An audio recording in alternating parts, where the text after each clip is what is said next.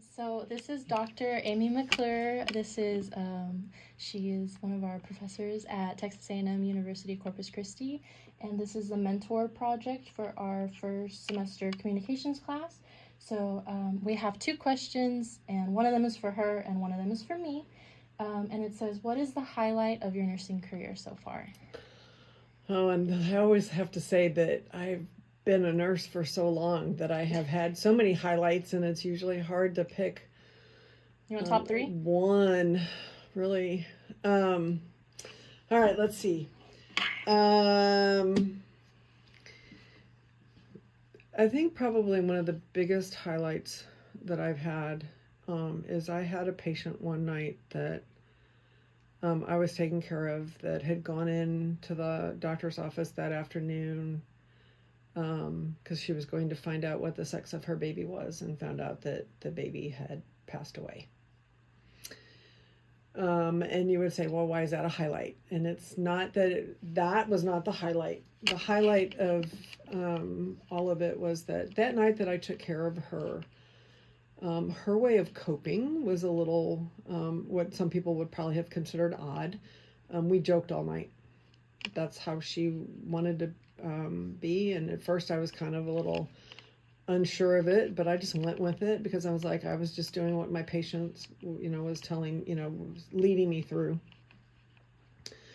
So we pretty much joked all night. Well, I will say that she did deliver before I left in the morning. And when it came time to the actual, getting to the delivery, her whole demeanor changed to what people would have thought was more appropriate.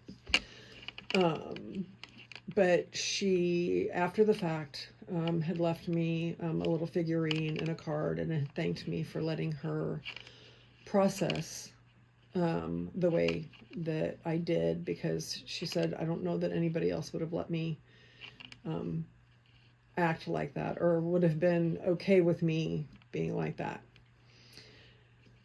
And so I ran into her a couple of times here or there. I was doing a lot of March of Dimes stuff. After I took care of her, I stepped into the lactation role. So I was doing a lot of March of Dimes stuff for the hospital.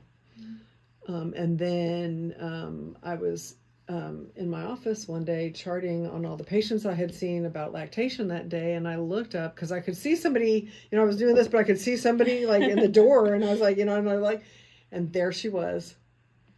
36 weeks pregnant. No way. And she said, I could not come to see you before now because I could, because of the history of losing at 24 weeks. She knew she had to be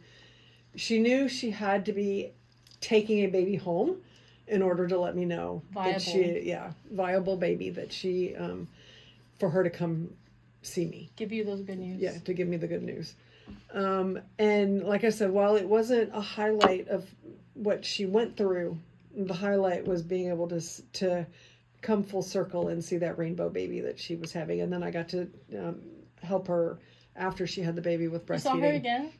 When she came into the hospital to have the baby, I was there, and I was able to see her. So that whole aspect of just the whole continuity of care type thing, even though I really didn't take care of her while she was in labor the second time, just knowing that she was going to be able to take a baby home, unlike the first time. And I think part of what allowed me to let her grieve the way she was grieving was that I had a miscarriage myself. Now, I wasn't that far along. I was only like 6 to 7 weeks. So I wasn't that far along, but in my head, my nurse brain told me that I knew that it was, there was a reason. But then, of course, my mom heart was, heartbroken. But I think that allowed me to be able to help those patients better. Mm-hmm. In fact, one of the doctors used to call, I was like her personal grief counselor for her parents that were going through miscarriages. Mm-hmm. Or had to come in for D&Cs and that, because I went down and I had to talk to a couple, and the dad was having a harder time dealing with it than the mom. So you just never know the range of emotions that you're gonna see. Not that the mom didn't have any feelings, but it was just the dynamic was a little different than what I had expected to see.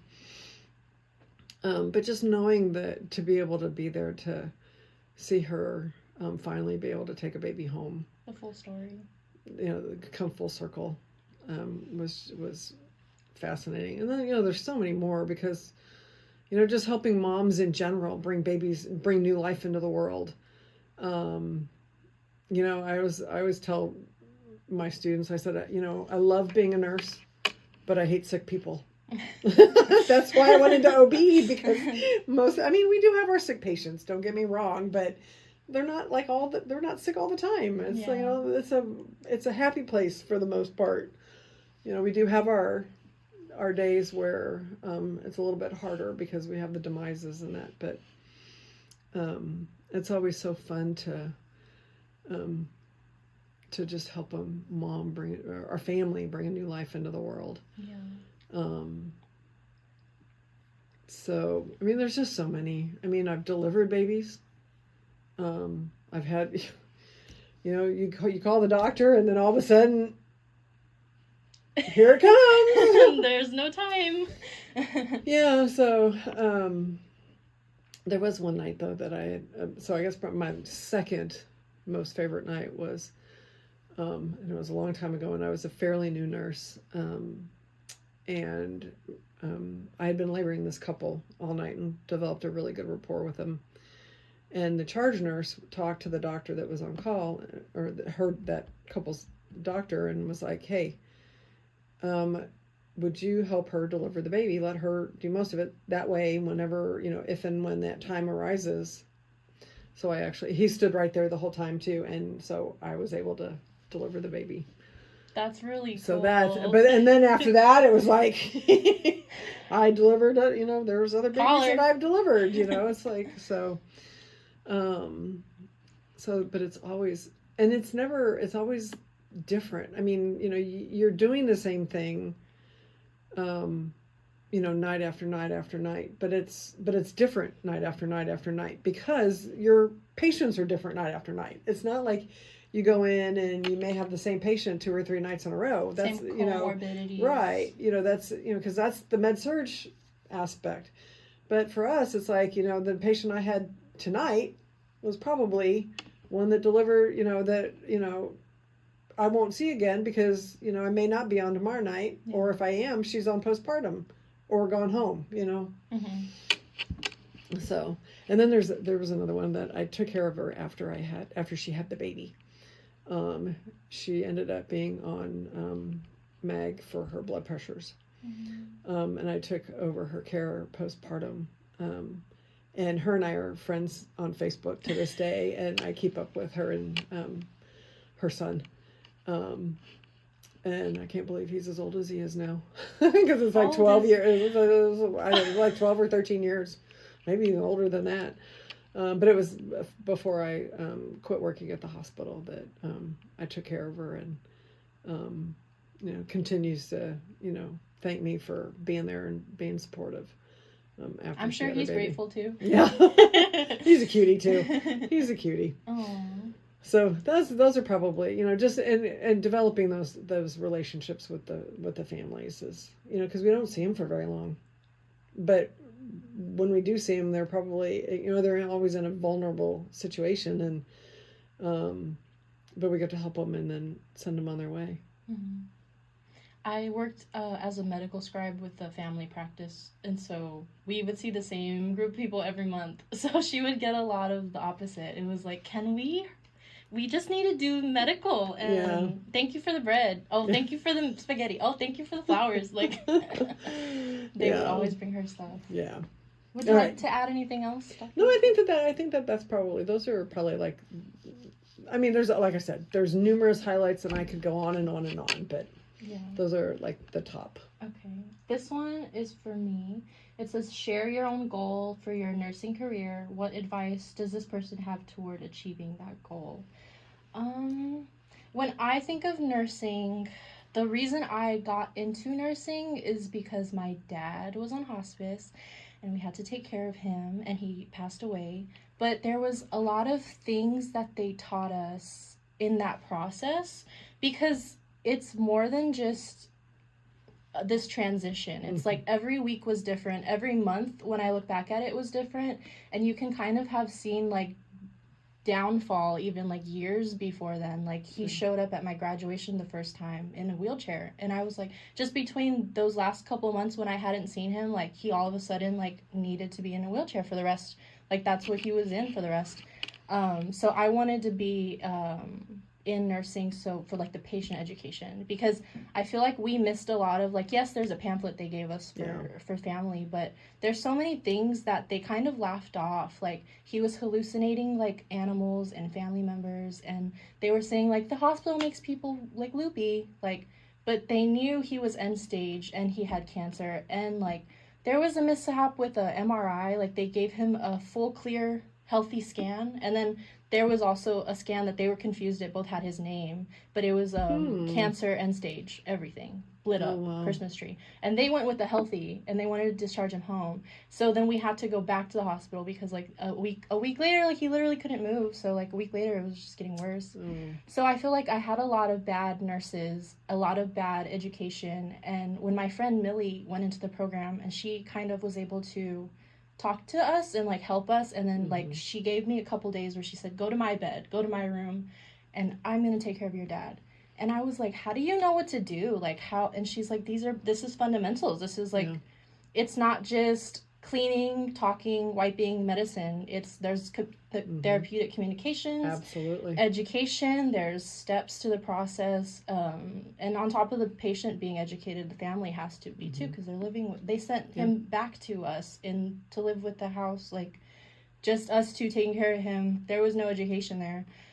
So I want to do it for that, but I also don't want to go into a path, I don't know yet, I'm saying it, but you always change your mind, because emotionally, like, I think it's too hard to see all of that again and deal with all of that again. But I also know, like, if I can overcome that emotional barrier, I could be, like, an amazing nurse in hospice or med surg. And the reason why it would make you a good nurse in hospice is because you would know how not to be. Yes.